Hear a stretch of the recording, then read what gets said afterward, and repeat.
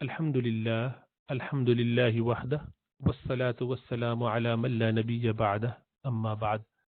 Inshallah ta'ala, today in our lesson on fiqh of fasting, we will cover the nullifiers of fasting, the mufsidat, the mufattirat, things that would nullify the fasting.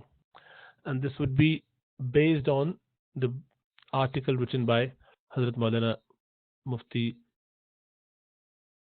Rafi Usmani Sahab Damat Barakatuhum, which was rendered into English by Sheikh Wasim Hussain from Denmark. So I've taken stuff from there just to make it easy for people to understand. We'll go through the basis why certain things are considered nullifier, especially in Hanafi school, and why there is difference of opinion on few things, inshallah ta'ala. So we need to just go over the basic principles.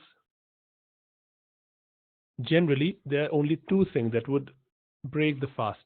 The two things that can actually break the fast. One is a substance going from outside of the body into the body. And then sexual relationship. Now, if you look at the things that would break fast, you can elaborate further by saying the substance that is entering into the body from outside, there has to be more qualification, more clarification about that substance. Number one, the substance description. What is a substance? What do we call substance? What is a thing that would qualify to be a substance of significance? Number two, which part of the body we are talking about? Where should it reach? Anywhere in the body? On my skin, for example, on my head, or everywhere or anywhere? Is there a specific place that we are talking about? Then thirdly, we will talk about how to enter, which is the point of entry, what orifices we are talking about, what manafid or manfaz, the openings we are talking about. And then what happens to this stuff that goes in and comes out? Does it need to stay there, or could it just be moving in and out, or what?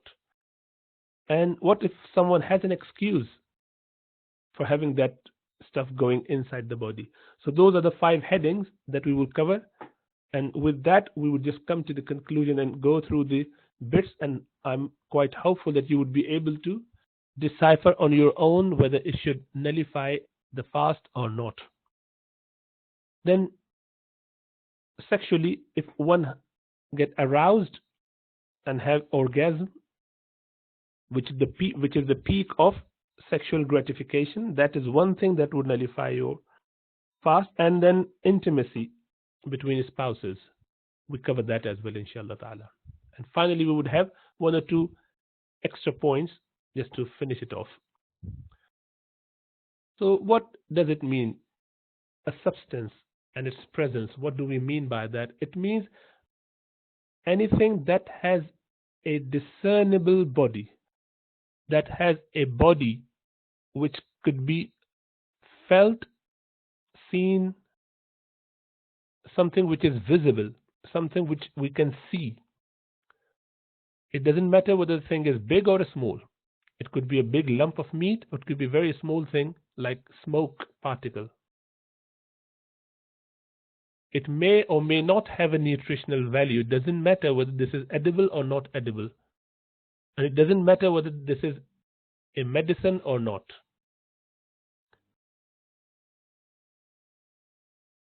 And likewise, whether it is liquid or solid, it melts or it doesn't. None of these matter. The only thing that matters is the substance has a body which could be seen. So, a sensation in the mouth, you feel that there's something in my mouth, a taste of something, but there's nothing, no physical body present. So it would definitely not break your fast, because it's not a substance going in there, it's a feel, it's a sensation. Likewise, you smell something, and that shouldn't cause you to feel that your fast is broken. So the principle is only a substance with a body or discernible body invalidates the fast. Second principle is that which does not have a discernible body does not invalidate the fast. So even if there's something but that hasn't got a body, for example, taste of something. The second point is, where should it reach? What are the body parts that we're talking about? In order for the fast to be invalidated, it must reach the digestive system. What is digestive system? It is from your throat, pharynx, mouth, pharynx, stomach, intestines. So these are the parts that are considered to be digestive system. Now, if anything, a substance which is qualified as a substance having a body from outside reaches the inside in one of that area, digestive system, then the fast would be broken. So you can say if it enters somewhere else other than the digestive system, for example, into your thigh, into your head, into your skin, it would nullify or invalidate your fast. So the principle is the fast is invalidated if a substance reaches the digestive system, and the fast is not invalidated if the substance does not reach the digestive system. So it works both ways. Now, third point is the points of entry, the manafis, the manfas. Manfas is the entry point. What are these? We have got many entry points where things can reach inside our body. The mouth, the nose, the ears, the eyes, the anus, the vagina, the urinal passage. Any deep injury into the head, that stuff could reach inside the brain, or even abdominal injury, some injury in the stomach that can take the stuff inside. Those could be also a potential entry points. Or even the pores. The skin has a lot of pores. The mucous membranes of the body, the mucous membrane of the eye, of the private part, that can be, those pores can also absorb stuff, even on the skin. So what of these entry points are valid entry points that would nullify your fast? So an entry point linked with the digestive system, either directly or indirectly. So it is an entry point that is connected to the digestive system, either directly or indirectly, would nullify the fast. So if the fast would not be invalidated if these openings do not lead to the digestive system.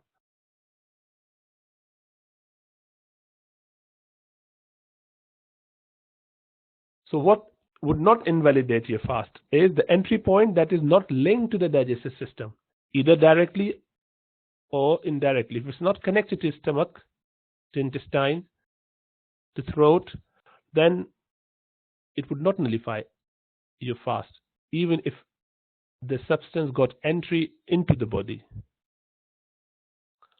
So the same thing again, the fast is not invalidated if the substance comes through this type of entry point, means these are non-invalidating points.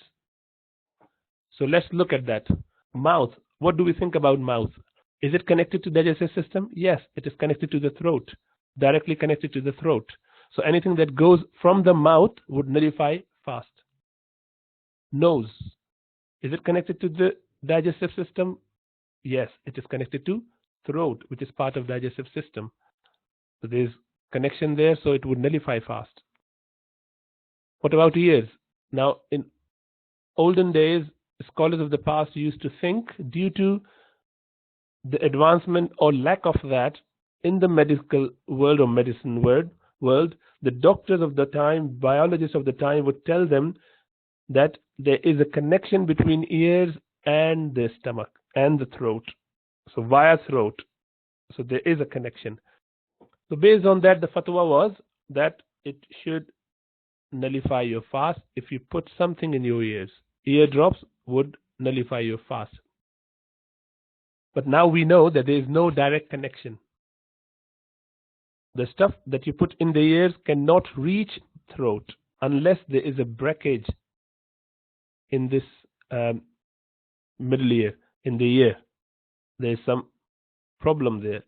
So in normal situation, without an illness, if the eardrum is perforated, then obviously something can go from there to there. But without that, in an intact situation, normal situation, there is no connection.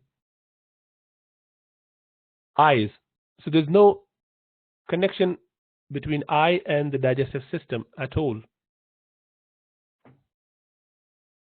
Now, there is a potential indirect connection between eyes and the throat, which is you put something in your eyes that would travel to the nose, because eyes have got a connection through lacrimal canal and gland. You know, there's a inner canthus area where there's a small hole that is connected to the nose. So the drop that you put in the eyes, or the antimony, kohl, surma you put in the eyes, that can reach the nostrils, and from there they can go into the mouth as well. So this is an indirect contact between the eyes and the throat, but this is too indirect, and it is considered to be not a nullifying entry point because of a categorical hadith of Rasulullah sallallahu alaihi wasallam and the practice of Rasulullah sallallahu alaihi wasallam of putting the kohl, the antimony, in the eyes during Ramadan while fasting.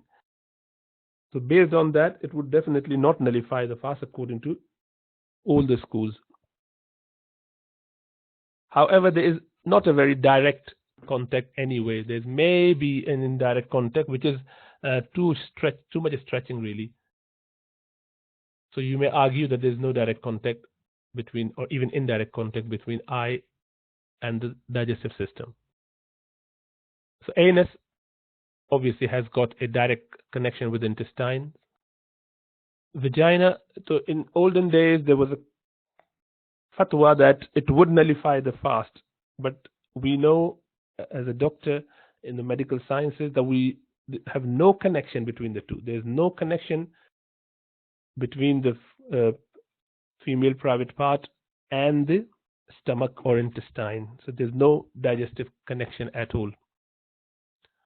Likewise, urinary passage, there's no connection at all. That is completely different system. It has no link with digestive system at all.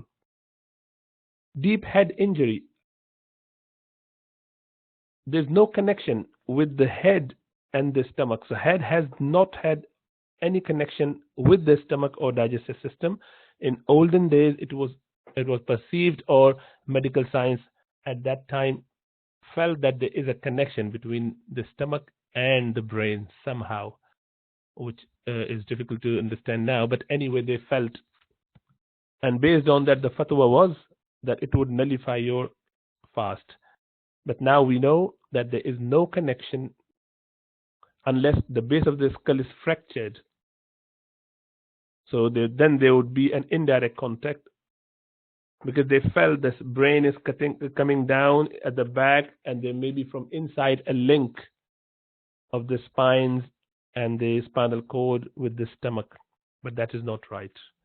We know that they're completely separate chambers or areas. Deep abdominal injuries. So what would happen if you have? So obviously you can go straight into the stomach or intestine with that wound or stab wound or any injury, road traffic accident, open up the stomach. So you are connected to the intestine directly. So something going from there, that is a direct contact with the digestive system. Pores on the skin has no connection with the, even if the stuff is directly absorbed, it doesn't get into the stomach. So it would not nullify the fast. So if you summarize all of that, we know the valid points or the points of entry which would invalidate the fast would be mouth, nose, anus, deep abdominal injury only. These are the four ones. Nothing else should break the fast. So if someone swallow bread, it would. Yes. But if someone put it in the mouth and it doesn't go through the throat, it stays in the mouth and there's no connect. Well, there is a connection, but the food hasn't gone to the throat. It would not. You keep something in your mouth, a sip of water, and keep rotating it and not swallowing it, that it would not nullify your fast, although it is disliked to do so because there is a potential that you may accidentally swallow something. What about asthma pump? You use it through the mouth, so it's definitely an invalidating entry point. It would nullify the fast straight away because there is direct connection between mouth and throat, and you're spraying something which you cannot control, unlike food particle or water, which you can control and keep it in the mouth. With a spray, you have no control at all. It would just go straight onto the throat. It would nullify your fast. So what are the non-invalidating entry points? So the ears, unless there is a hole in the eardrum, the eyes, the vagina, the urinary passage, and deep head injury, unless there is base skull, or SK it should be, and the pores of the body. So they would not be considered a valid points to break the fast. Likewise, if you take injection in the muscles, in the veins, in the thigh, does it invalidate your fast? No, because this is not a valid entry point, means a point which would nullify your fast. It is not considered an invalidating entry point. Likewise, taking eye drops will not invalidate the fast because eye is not considered to be a point of entry. So only a substance that enters from an invalidating entry point invalidates the fast. And the fast is not invalidated if a substance enters from an entry point that is not considered invalidating entry point. Okay, repeating it in both ways just to make sure that we are on the same page. The manner of a stay. So what about the stay of the food or the stuff that is gone into the body, the substance? It can stay for permanent, independently, or it may be going into the mouth by being attached to something outside of the digestive system. So make sure that we understand that. So if we put a piece of bread, tie it with a thread, and hold the thread outside and swallow, and then bring it back. So the substance would only invalidate the fast if it stays independently inside the digestive system.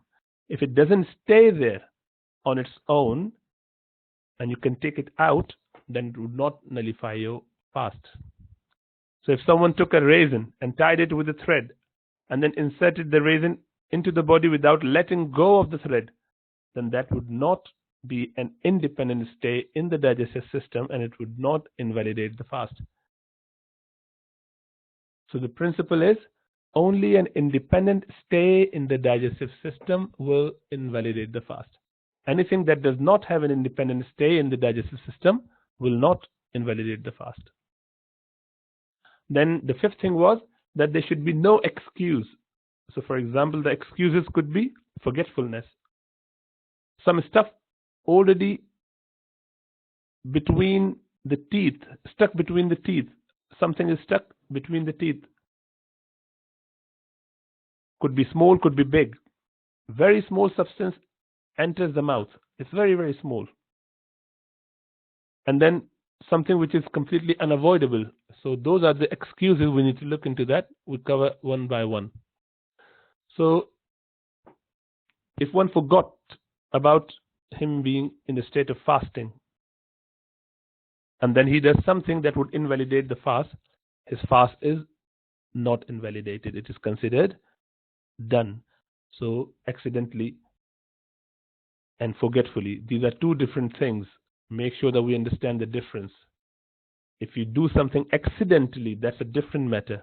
If you do something forgetfully, then that's a different matter.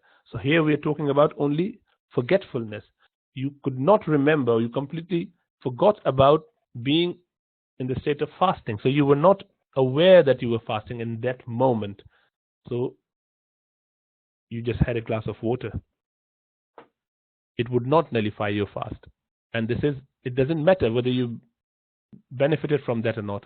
So a sip of water is exactly the same as a whole meal, as long as you've done that forgetfully.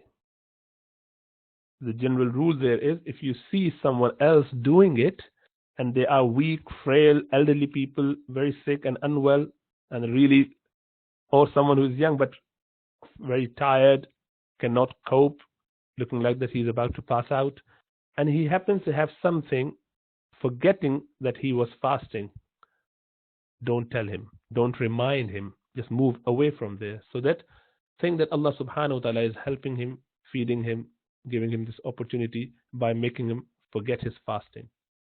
And then they would be, he'd be fine, let him do that. If someone's strong, healthy, fit and well man forgets about him fasting, you have to remind him. It is a wajib, it's a must that you must remind him. You can't ignore it. So the fast would not be invalidated no matter how much one has eaten. It could be a whole meal done, but didn't know that he was fasting. So forgetfulness, alhamdulillah, there's no problem with that. So the stuff which is stuck between the teeth before Fajr, so obviously hasn't come from outside into the body, it is already there. So between the teeth, so one needs to look at the size. So if this is less than a chickpea size, it does not invalidate the fast, even if someone swallowed it.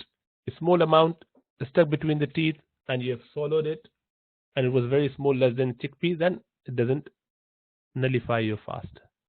But if it was equal to or bigger than a chickpeas, then it will nullify your fast. So make sure that we know that. Obviously, we don't even swallow a small amount, which is very good and careful and cautious, but accidentally or unknowingly, if someone done it without realizing, then it doesn't nullify your fast as long as the size is less than that of a chickpea. If the substance is very, very small, so sesame seed has been mentioned by fuqaha, and it enters the throat from outside. So then one needs to see whether there has been some taste or not. So you chewed it and there was no taste at all. Even if you bit on it and you chewed it and no taste was felt, so the body disappeared and you can't taste anything. You don't know where it went, it is gone. So it does not invalidate your fast. But if you chewed it and you could still feel the taste, and then that would be, even if it's very small, it would nullify your fast. So something went from outside and you did not know what that was.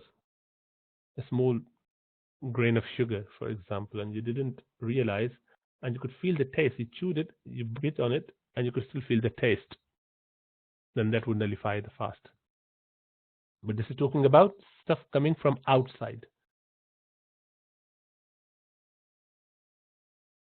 And there are certain unavoidable substances. What about them? You cannot stay away from those. There's completely, unless you have to take a lot of hardship, it would not be avoidable. Like water.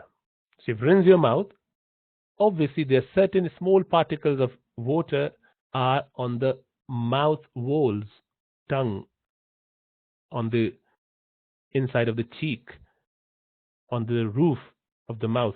What about that? You cannot wipe it with a tissue or something. Those small particles, a small amount of water, that is excused. There's some dampness to be had while you're taking shower, some fumes created, some vapors created, and that dampness you cannot stay away from. What would you do? You stop breathing? You can't do that. You don't have to put mask on. So it doesn't nullify your fast. It's excuse. Mucus likewise, saliva that we have, snot of some sort from, you swallowed it from behind the nasal passages, something dripping at the back of the throat, and you just swallowed it, that's fine. It's not coming from outside anyway, and it's very small generally. So saliva, however much, it is excused because you do not have control over that.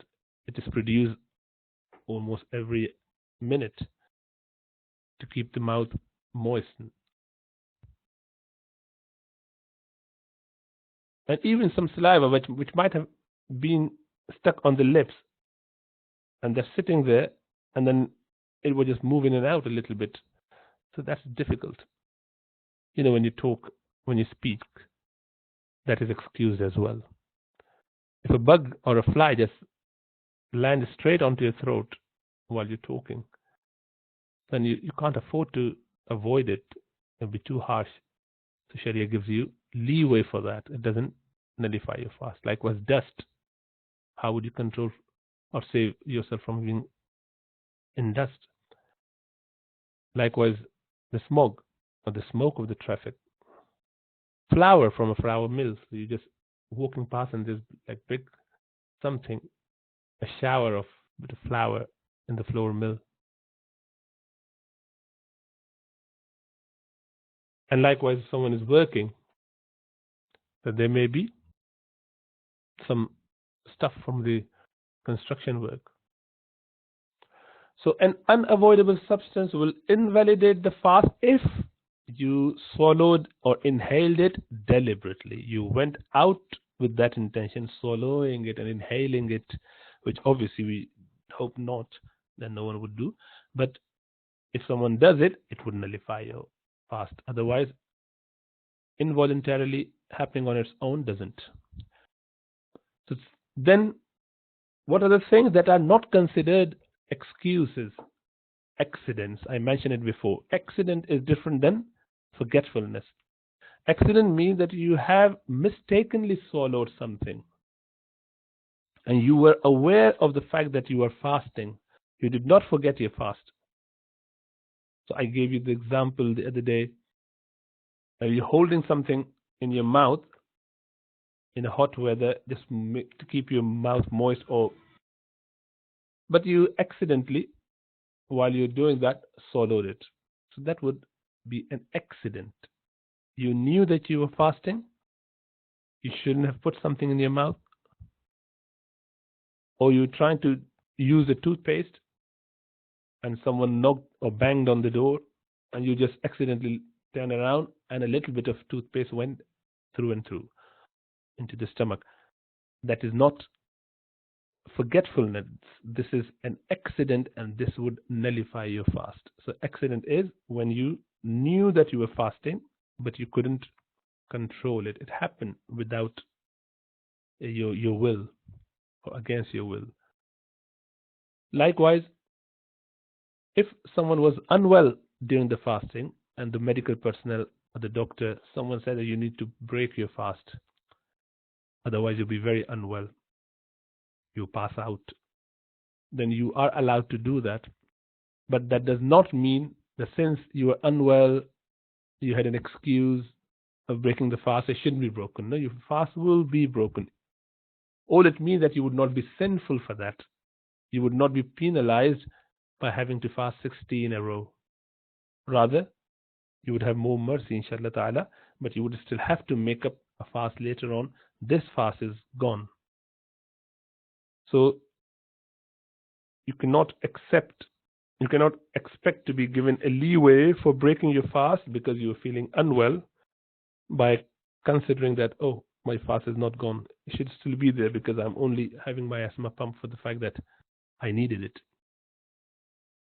Unaware, someone didn't know that taking the medicine will invalidate my fast. I thought it was fine to take tablets because it's not food. Not knowing that is not an excuse. So ignorance is never an excuse. Likewise, sleeping. So someone did something, they were sleeping, they had a glass of water, during sleep they just had it. And then they still have something. They ate or they had relationship with their wife during sleeping. So they still will have their fast broken. Unconsciousness. This is like sleeping. It would just nullify your fast as well. Insanity. If someone becomes crazy for a moment, then it does break their fast as well.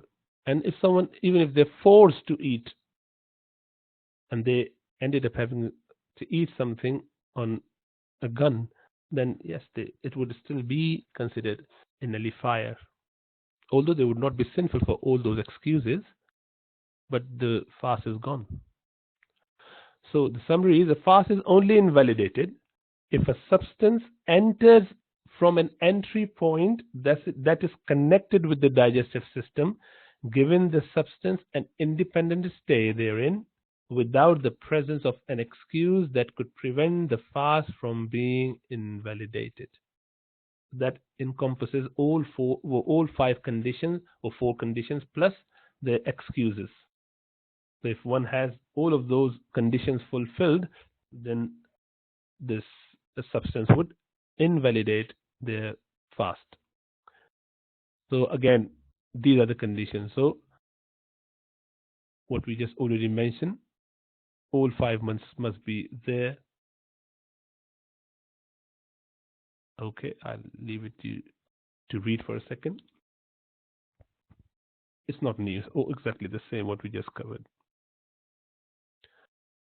Okay, let's look at these things. Acupuncture. What do you think about acupuncture?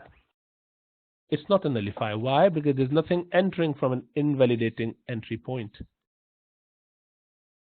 Asthma pump, yes, it enters the digestive system from the mouth or nose, and they are both invalidating point of entry. What about contact lens?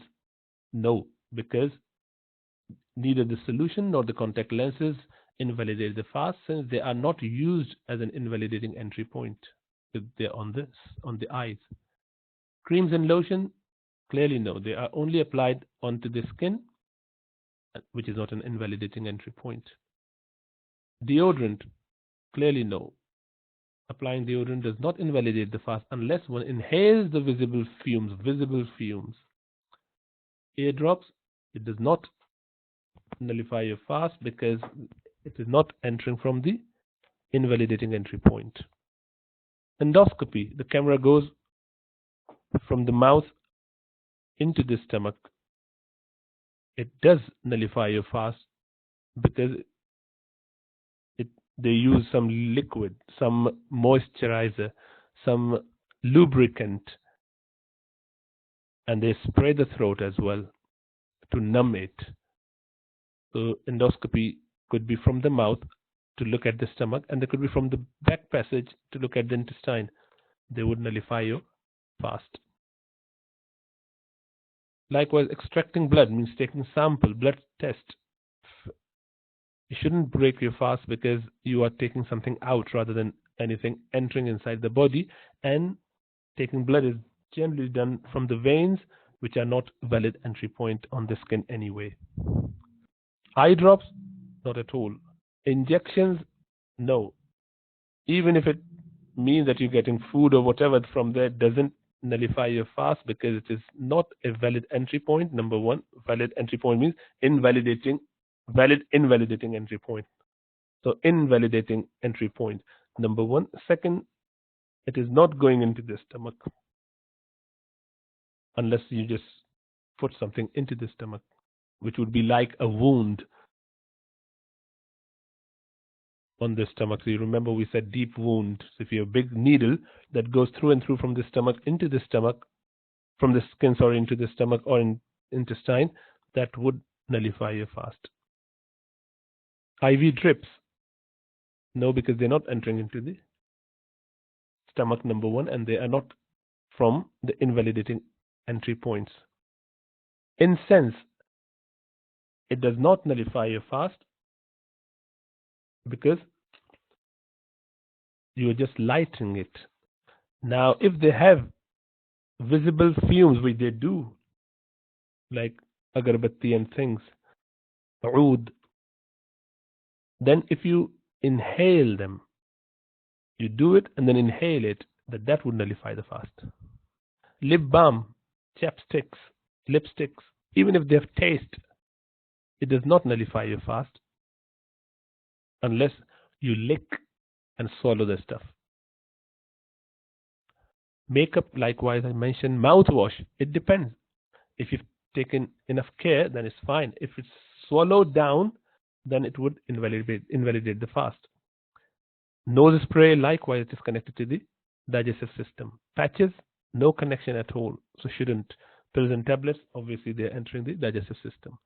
Smelling food, no. Smelling perfume, no. Smoking, yes, because the smoke has a perceptible body, discernible body, and it is going inside your throat.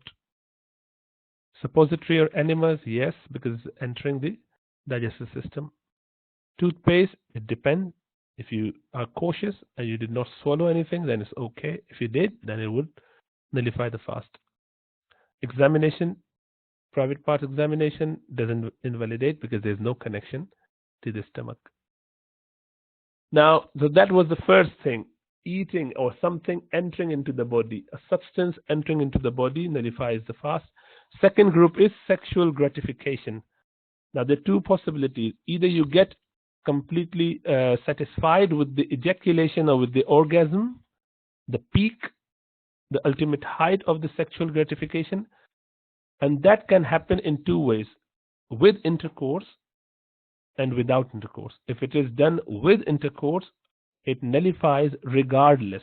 Regardless means that if there has been a penetration between male and the female private parts, then whether one has ejaculated or not, it doesn't matter. Whether one has the feel for it, enjoyed it or not, it doesn't matter. As long as one has entered, it would nullify, and they had ejaculation, they would have their fast invalidated. So, mere penetration with ejaculation, whether it is done willingly, unwillingly, with fun attached to it or not, enjoyed it or not, it doesn't matter. It would nullify the fast.